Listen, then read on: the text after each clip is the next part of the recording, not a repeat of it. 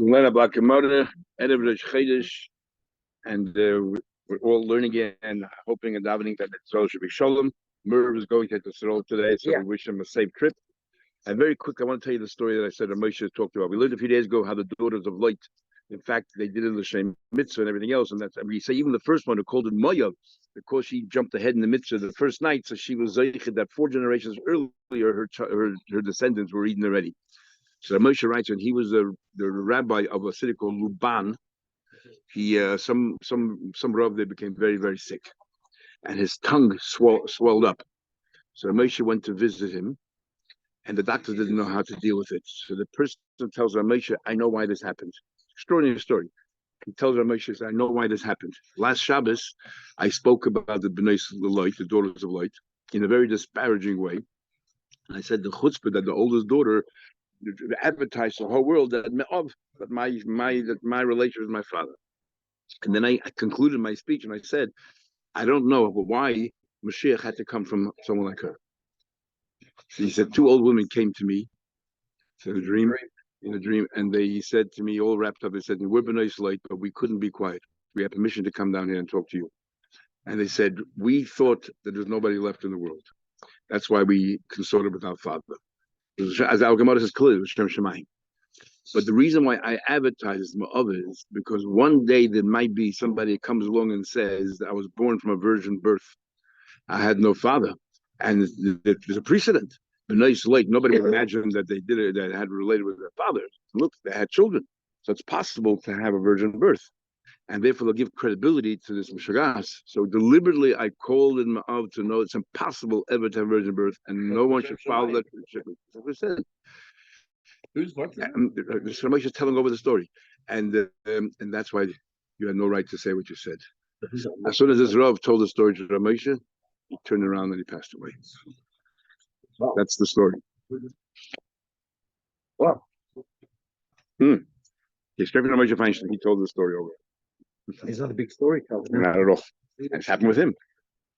Okay. Anyway, because receiving more clearly, Gemara said the little Shem Shemai. It's clear. And Gemara says Yak the mitzvah because of the older daughters. Maya was mitzvah. Okay, let's learn. We're up to the Gemara Daf Mem Amid Al, the 2 dots. So we we put in a show start goring for Yasam or Cheshav Cotton. We put in a Patrufus, somebody to take responsibility, but he's not responsible because otherwise nobody's going to do it. Remember, they're not doing it to help the kids; they're doing it to help the world. So why would anybody do it? What do they have from it? So therefore, we don't make them responsible. So 10 lines on the top. Torah, we learned Apatrufus Mishalmim and Aliyah. Apatrufus they pay from the best of the property. Not the animal itself. The aim Mishalmim in Kaifer. Now we're talking about Kaifer. Yesterday we talked about who's Ali and everything else, whether it's Apatrufus pays and then you get repaid from the Yisraimim or you go directly to the Yisraimim.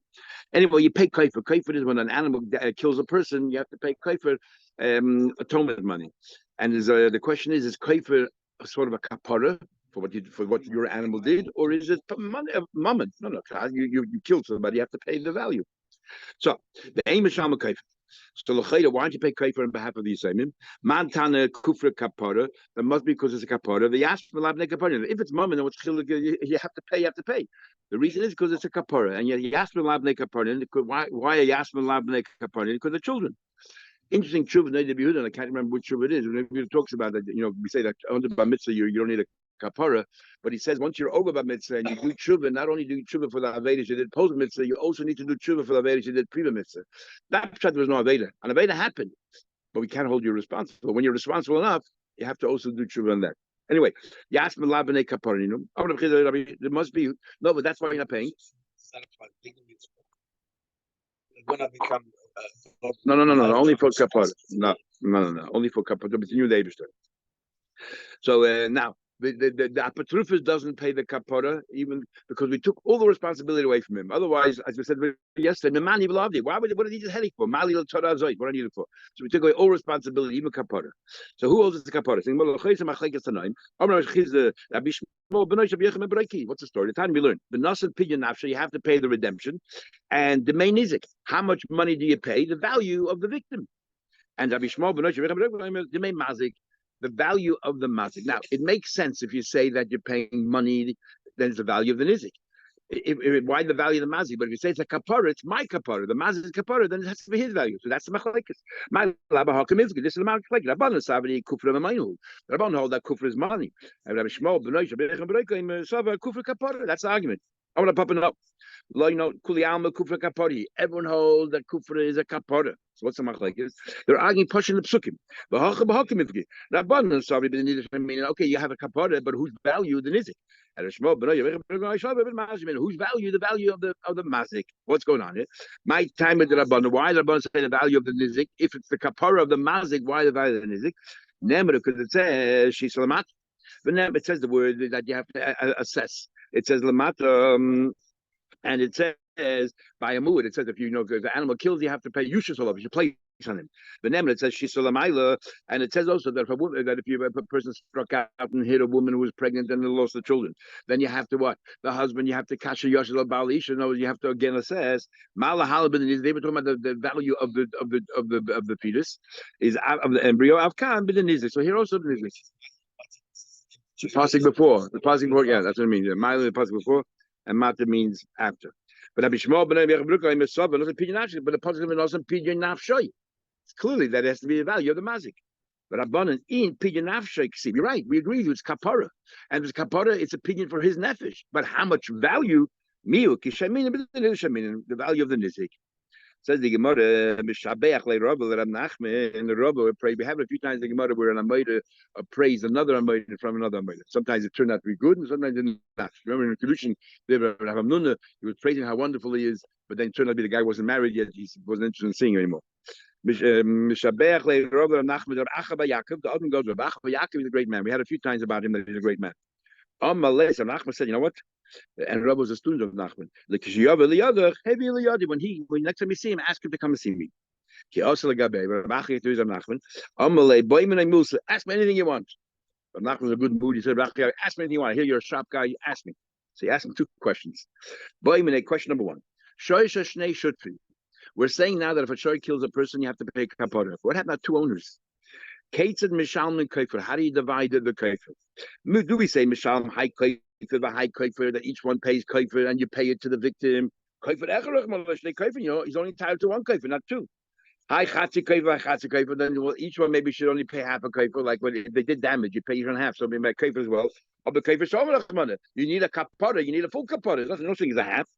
But Chatzi Kaifer, not a half a kapara. What do you want? Taisus says here, when it comes to a karma chatzas, if two people share an aveda b'shoigig, and each one has to bring karma chatzas, we have no issue that each one brings a full chatzas, because it's going to the Eibishter. So what's wrong? You have two chatzas.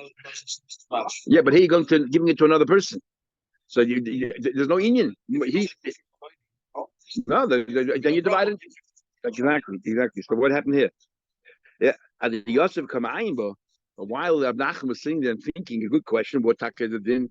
Amalei said to him, Tanan, we learned Chayove Erkin Mashkin, and it says that if somebody took upon himself, I'm going to donate to the base of English, my value. We force, if he doesn't give, we take security from him. If somebody has to be a carbon, there's no point in forcing because they'll do it on their own. Because definitely they'll do it on their own. They did it on Veda. They want to, absolve themselves. So where does Kaifer fit in? On the one hand, keeping the kaparu, since it's a kaparu, we treat like a chatzah of we have to force him because they will pay. People treat it strictly, there's no point in forcing him. Perhaps keeping the fact that someone else gets it, the minor who it's mammon, who are you giving the mind to? To your friend. There's a famous word for who it is already. If you go to a Rav with a behemoth, it's kosher, it's treif, and the Rav passes the treif, no, that's it. You walk away, it's treif. But if you lose a court case against somebody else for $10, the Rav is a paskun yak, and this guy's terrible because you don't care that you lost $10. Like that person should get my money. So the same thing here. So maybe over here, okay. So people don't treat it as strictly. You got to force him. Remember, he didn't commit a sin. It's his possession. You think he really feels that he did something wrong? You have to force him. This is my second question. Shavkun, stop. I'm still stuck with the first question you gave me. Such a good question. I have no answers. So what do you? Don't compound it. Yeah. So in other words, good. What's very interesting is the Gemara said before in the first question that kaifer, a full kaifer, not half a kaifer. There's a taz in Shulchan Aruch that says that when it comes to a esrog murkav, so you have an esrog mixed with a lemon, he says maybe it's all right because it says pri eitz hadar. You can have tas. You don't need a full pri eitz hadar. Even we have sometimes keli mixes keli. We have other mixes other. So mixes pri hadar is good enough. So part of it is esrog, even though part of it is lemon, is good enough. Here we say kaifer ram rachmana has to be a full kaifer. And so they want to use it against a taz. So you really have to work out when do we dashen that it says kaifer means a complete, and when do we say kaifer mixes kaifer is good enough? What's the rule? Okay. Yeah. Okay. Yeah. Taisha tries to make some distinctions, but anyway, let's continue by the Gemara. How have I learned? Okay, here, how comes logic? Sha'alu b'cheskas tam. Let's say Shimon, we'll call him the Shoyl, borrowed an animal from Reuben. So Reuben is the mashal, the lender, and Shimon is the borrower. And the lender, Reuben, forgot to tell Shimon, by the way, the animal I'm giving you is a gorer, is a muad. The cheskas tam, and the Shoyl assumed that the animal was a tam, otherwise it would have been told. V'nim tzemuad, turned out to be a muad. And then the animal gored. So now you got to pay full nezik. So what happens? The Shoyl only pays half because he thought it was a tam. Now you're talking about obviously if he's guilty, it means he didn't watch it properly, but he thought he wasn't watching properly at times. He wasn't as careful. Forget that Yehuda we learned before that time has to be more careful than the mood. And the marshal has to pay half because it is a mood, and the marshal is responsible. So even though we changed, so it also comes out from me that even though you changed ownership or authority, because before it was Reuben, now with Shimon, that doesn't in any way affect the animal. So remember we had Machlekes before the Shus, Mishan or not. Here it seems that's not Mishan. We'll come back to this. Who wanted the base show? What happened the way around? While the show was watching it, he was neglectful, and 3 times it became a wood.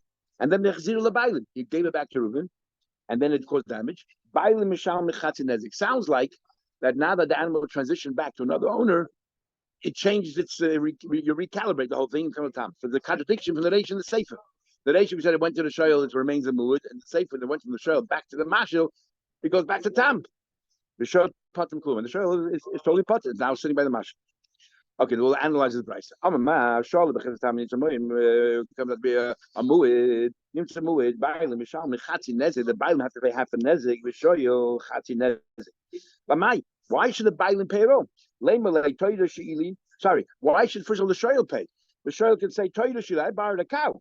You shouldn't buy a lion, you gave me a muid, a vicious animal, and you didn't tell me, I would never have accepted it.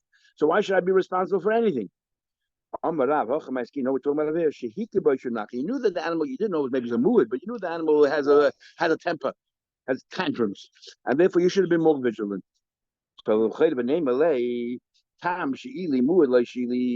but why can't you just say the fact of the matter is that I borrowed a tam and I did not borrow a muad? I did not borrow a muad, so why should I pay anything? The Masha Reuben says to Shimon, same. Ultimately. Let's say it was a tam and it caused damage. Wouldn't you have to pay half the damages? So that's what you're paying. What do you want? Leave me alone. You have to pay half. How should not pay the half of a tam? You thought it was a tam? Okay, maybe it is a tam. And this makes more sense if you follow the opinion of Yehuda that says that even when it becomes a muad, it still remains a tam, but you have another layer. So you had a tam over here. So therefore you pay the tam part and I'll pay the muad part. The name level, why can't the Shimon say, the borrower say, tam have a mishtalam agufe? If it's a tam, you pay from the animal itself. I will go away scot free. And now because it's a muad, I have to pay for my own assets. No, so normally the Reuben can say back to him, even if we were to pay from the animal, but then I can turn around and collect from you because you're the shoyl. The shoyl means you're totally responsible. So it makes no difference as far as you're concerned. So if at lav by Shlumi, don't you have to?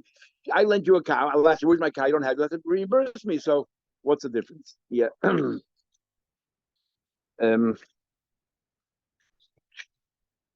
Trace already asks, what are you talking about? If it's megufa, then if the value, let's say, of the nezek was $500 and the animal was 100, you wouldn't pay more than 100. But now that you're coming to me, I'm paying a lot more. So it's a big difference. So Trace says, no. Even if you're going directly to Shoyl, he does not have to pay more than he would have had to pay if it would have been a tam, the 100. So it really makes no difference. So Reuben says you got to pay half. What's the difference? Like what of a name? Why can't Shimon still say im tam have a? If it would be a tam, then paying half is a knas. Palgan is knasa. And what's the rule by knas? If you run to Bez on your moida, you pot it from knas. Now there's a machlekes if Adam come tomorrow, what happens? But if you follow the opinion that moida be knas, I would have had a benefit that if it was a time, I could have ran to Bez and I could have moida and I wouldn't have to pay anything. And now, because of mood, I can't do that.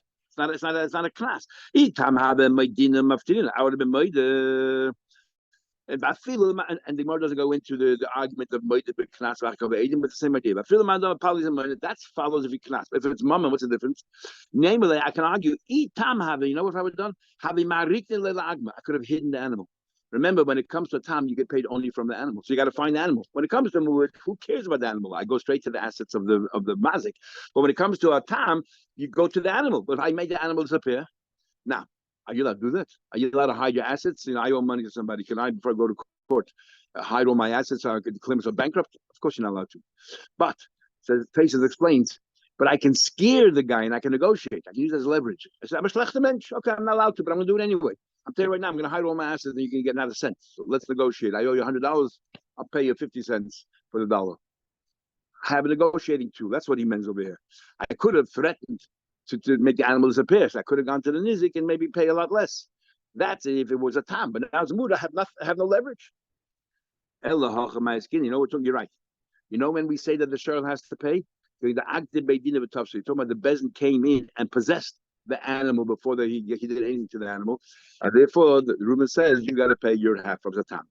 You can no longer say, "Oh, I could have hidden it," because the peasant already has it in their control. So if so, then the bailin the other way around. You say that the Shimon pays half, but also Reuben pays half. Reuben should say to Shimon, "Hey, if you would not have let the peasant take it away, I could have hidden the animal."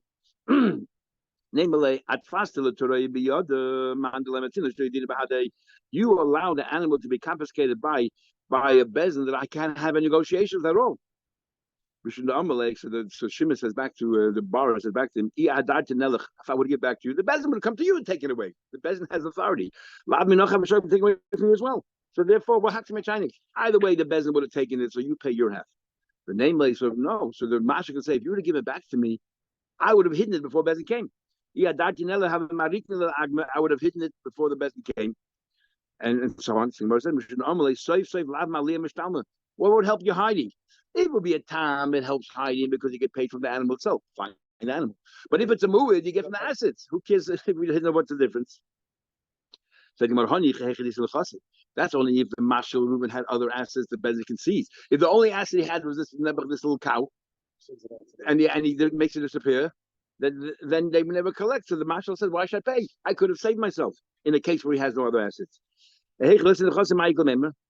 We should normally, because then the Mashal, the Shoyal, Bara says, okay, you're right. You want me I should give you the animal, but the animal damaged a third party, and that third party can go to you to collect, and they have Shabud Rav Nosson that if Reuven owes money to Shimon, the Shimon owes to Levi go directly to Reuven. So since I owe you a cow, but you owe a cow to the victim, therefore I can give the victim the cow straight to the victim. Just like I owe you a debt, I owe also a debt to that person there who was a victim of the cow from Rab Nosson. The time you learned Rab Nosson says, how do we know? If you owe your friend 100, he owes us other friend 100. They take away from one and give to the other time. So therefore, they both have to pay. The marshal pays half and the shul pays half. Now the a question. The second half of the brayso contradicts the first half. Remember, the first half of the brayso seems that even the animal transition from Reuben to Shimon is still considered a muad. Nothing changed. Yet in the second half it says when the shul returns it back to the marshal. Now the marshal pays only half, as if to say that now it recalibrates what's going on there. That Shin is it? Doesn't make sense. Who was Beishol became a muad in the house of the shul. The Chazid brought it back to the Bailim. Bailim Mishal Mechatzi Nezik. The Bailim only pay half the Nezik. Bishol Potter Mishol Potter. The Chayder Sefer. The only logic in the Sefer is Rishus Mishana. And Reisha the Rishus Einim Mishana change. You're right. Misha Shanazu, Loi Shanazu. Two different authors in the Brayso, which we usually use when we have no other ancestors. Rabbi said no. Exactly. Sorry? Okay, so close to that. Rabbi says With the Reisha Rishus ain't a Mishana, since in the Reisha, clearly we say when the animal moves from Reuben to Shimon, the animal doesn't change. Say for Nami Rishus ain't Mishana. You'll have to say that when it goes back from Shimon to Reuben, it doesn't change. No, but it became a mood and say, so how come it goes back to a tam? The Sefer time Who gave you the right to turn my animal into a moed? No, you're right. Came back home. It's over here. It's domesticated. It's, it behaves. I don't know what you did over there. You cannot impose a new status on my animal. That's the answer. Exactly similar to what you said. Rav Papa says I agree with Rabba, but exactly the other way around. With the Sefer, the Shus Mishana, because the Sefer says yes, it does change the Shus from Shimon to Reuben. It changes the Shus, so it recalibrates, reverts back to a tam. Reisha Nami the Shus Mishana. Reisha also, when the Masha Reuben gave it to Shimon, it's no longer a muad. So how can we learn that you pay 2.5 neziks? But Reisha and time the Reisha is different because when you lend an animal to Shimon, whose animal is it? It's still Reuben's animal. It never really is a Shinu Rishus. And therefore, it's still the name of the Bailman. When Shimon turned it into a mu and he gives it back to Reuben, was never really Shimon's owner. So therefore, Shimon had no right to turn my animal into a muad. But when Reuben lent it to Shimon, even while sitting in Shimon's house, it's at the end of the day, it's Reuben's animal. So therefore, it was never a transition. That's the reason. Then we learned about a shoyda itzlin, an animal that was a fighter. They used to have animal fights. Yeah, a circus animal, whatever. But this is no more than gladiators. That's what it was, like gladiator fighting, like the bulls in Spain, the matadors. What do you call it? Well, animal fights. If that animal kills a person, you're not chai mitzvah because that animal was trained to be a killer. So it's not like it suddenly became vicious or anything else. It's like an oinus. What do you want from the animal? You trained the animal to be a killer. Says the Gemara, can you use such an animal that kills, but it was trained on the mizbech? Rav says, kosher. You can use the animal for the mizbeach, and Shmuel says, pas. Rav says, kosher, honestly. Rav says, kosher, the animal is trained. The animal's not a vicious animal. You made it into what it is. So it's like an honest. Can't help it. Has no free choice. Shmuel says, pasul. Shmuel says it is pasul. Why? Because the fact that it had never been Aveda. The fact that Aveda was done, it killed the person. Therefore, you can't use it on the mizbech. Says the Gemara. Makes us a question. Min ha behema. It says in the pasuk over there that you can bring up a carbon oil from a behema. Min ha bakar. By saying every time min, we learned it a few times. That means not all the behemoths, not all the bakar, not all the tzon. Each one comes to exclude a certain kind of animal you cannot use. So let's go through each one. Min ha behema lohaitis hareveya. An animal that has bestiality. If the animal is on top, lohaitis that's hanirbe, or the animal is the passive one. Both of them you cannot use on the because now that happened. Now, you kill the animal. How can you even think about mizbech? There's only an eidech or the bailim so, and therefore you don't kill the animal, but you cannot use mizbech. Then it says min habakar, not all the bakar. Lo haitis hanevet. It was used for avodah zarah. You cannot, people worship it. You cannot put in mizbech. Min hatzayin, and again the same thing. Only one aid and all that, so therefore you don't kill it. Min hatzayin from the sheep, not all the sheep. Lo haitis hamuktzah. Even if it wasn't served avodah zarah, just so you set it aside for avodah zarah, is it ready to bring as a carbon, for example? Not that it's set aside a carbon avodah zarah. You cannot use it. Umin hatzayin lohitis and negech, an animal that gores. And Amr Rab Shimon says our focus will be on Rab Shimon. Rab Shimon says the same outcome is for an animal that was involved in the bestiality and an animal that's negech that kills people. Both of them have to be stoned. So once you know one of them cannot be brought in mizbech, don't we know the other one also cannot be brought in mizbech? The same halacha. The Gemara says, so Shimon said, "Yes, but there's a chumrah by Raveh. You don't have negech. The yes, but negech, shem Raveh, and therefore, because each one has a chumrah, I would think because of that chumrah, you cannot put in mizbech. What is it? Raveh also by oinus karatzen. When it comes to Raveh, you make an oinus like a ratzen. For example, if the animal was a near, but the animal is a passive one, it's mamash an oinus. And even if the animal is a Raveh, sometimes you have an oinus, and the Rishonim explain how could it be an oinus. For example, that the animal was about to mate with another animal, and then you pull down the top animal up and you put it on top of a person. So it's like an oinus. The animal already is in that mood. And it's the same thing like ratzen. It makes no difference oinus or ratzen. You still kill the animal. So that's a big chumrah. By nageach we don't make oinus or ratzen. What do you mean oinus by nageach? What's an oinus? You trained it to be a killer. So we see that by a nageach, if it's trained to be a killer, it does not have the same din as a rotzen, and that we don't kill it, or so therefore you would have thought maybe it can go on the bech, because it says the pasuk ki yigach, and this was ki like it happened. This doesn't happen. You trained it. What's the chumrah b'negech? That's what I tell you. You don't put it on the bech. That's what it seems. Negeach mashal kaifer. A negeach pays kaifer. But Reveya ain't a Misham Zakaifa, and we'll talk later about when we have to pay Kaifa. What's that talking about? And then so the Gech, you go somebody, you pay Kaifa. So the Leficha, therefore, Hutzach Lame, but Reveya, Hutzach Lame Gech, each one. Telling me what is even of Shimon? That Reveya also by Kiratzen. That Reveya makes Einis Kiratzen, and the Gech, Loya, so by Kiratzen. But the Gech, there's no Einis Kiratzen. Now, what's Einis by the Gech? A trained animal. So we see clearly that a trained animal can be brought on the Mizbech. So what are we talking about? He'll have the carbon, whether he can bring as a carbon or not. That's what he's talking about, the chumrah. So it's clear from here that you could bring it as a carbon. You could bring a trained animal, a killer, as a carbon, like Rav. Say, really, no. Look, whether we kill the animal or not. Now what? We're not talking about a carbon here. What Shimon is saying here is that since when it comes, if it's a trained animal, it's an onus, that maybe the animal doesn't get killed for what it did, killing a person. Therefore, we would have thought that a carbon could be brought. That's why we need a passage that you cannot bring this animal as a carbon. In fact, it's like Shmuel that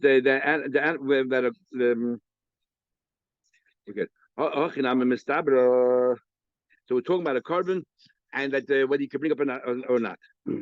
That's what we thought. It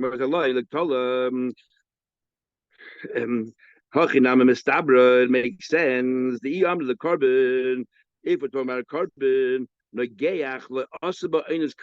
tell me that negeach by a carbon, oinus is different than rotzen.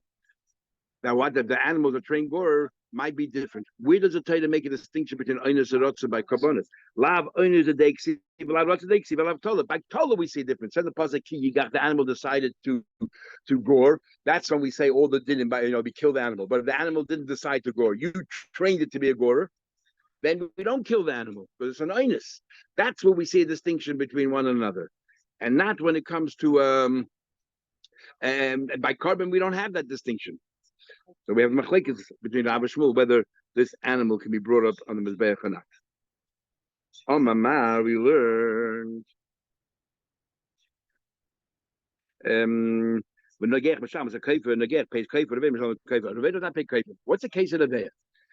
Elaim the Rav of the Kotler while during the act of bestiality he killed him. The Malik killed whatever the person. The Malik Kotler kind of why Taka don't pay kaifer? What's the chiluk the animal killed with the horns or other parts of the body? The Rav of the Kotler. Talking about a normal case of bestiality, but didn't get killed. No, so you know why you don't pay kaifer? Kaifer is only paid if you kill the person. So it's not a chumrah in the gicha over Ravia. It's a fact. Here he killed, he didn't kill. If Ravia killed, then why shouldn't you pay? If he didn't kill, then you take it, don't pay. I'm going to buy some very interesting thing. We're talking about it here. The Ravia, the animal was a Ravia, woman was passive. As a result of this particular act, the woman will get killed. Right? As a result, the woman will get killed because the woman brought the animal upon herself. So the woman will get killed. She's not annoying. This woman will get killed. So the animal caused that a person should get killed. So we would have thought that the animal should pay kaifer because ultimately the animal killed a person, not directly, let's say indirectly. Didn't kill anybody. But the asur when it's brought to a bezin, the katlu will kill the woman. So I would have thought, command the katla dummies, as if the animal killed the woman, because of this animal, the woman is going to get killed. So Face already asked, but why should, if the woman brought the animal upon herself, why should we kill the animal then? The animal is like an oinus here. She killed herself. Why would you think if she brought the animal upon herself, she killed herself? Why would you think that the animal should pay for the animal should be responsible at all for that? So Taisa said we're talking about over here that the animal jumped on her and then she got all excited and she brought the animal on her. So the animal therefore is not so innocent. Kamashallah, that still you don't pay kafir. Rava says la'olam the Rava v'katla. No, talking about he killed. If the kokashala or mali kotla v'kanai mali kotla v'y, you want to know if he killed and taka, why don't you pay kafir? Keren kavanosel lahazi. You know when you pay kafir only if it was deliberate to try to harm the person. Hi kavanosel lahazi. The animal's not interested in harming the person. The animal's doing it for herself. Says the Gemara b'may pligi. So it comes out abaya hold that you taka don't get killed. that if you're a veya and she dies, sorry, Abaye hold that if you're a veya and she dies, mefedes, you pay kaifer. And Rava says if it's a veya and she dies, you don't pay kaifer. What's the argument here? The my plea. What's the argument? The regel shedorsa agab betinuk b'chotzra hanizik. The animal's walking, trampled on a child nebuch in the victim's house. Do you pay kaifer or not? You pay regel, but do you pay kaifer in this case? It wasn't out to harm; he was just walking and he killed a child. Labaya, yes, Mishal Kaifer. I don't need you to have kavana. You pay kaifer. But Rabba le Mishal Kaifer. According to Rabba, you don't pay kaifer. Why? Because in order to pay kaifer, you have to have the in mind to harm. And this, if it's kapara, it makes a lot more sense what Rabba is saying. If it's a kapara, you need a kapara when your animal wanted to harm. If the animal's an innocent mistake, I guess a buy hose, you still need a kapara.